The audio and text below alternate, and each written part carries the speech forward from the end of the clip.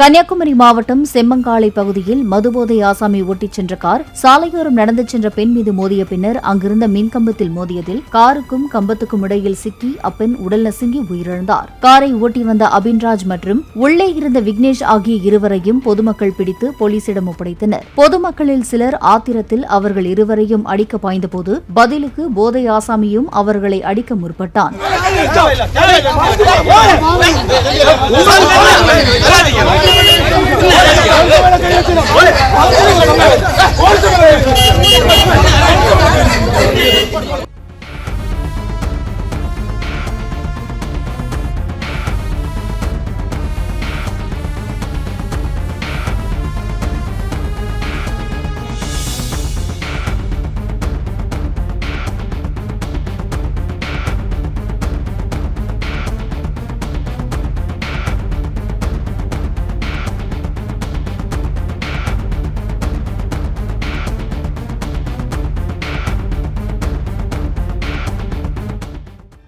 Play store மற்றும் app ஸ்டோரில் இருந்து பாலிமர் செயலியை QR கோடு மூலம் பதிவிறக்கம் செய்யுங்கள்.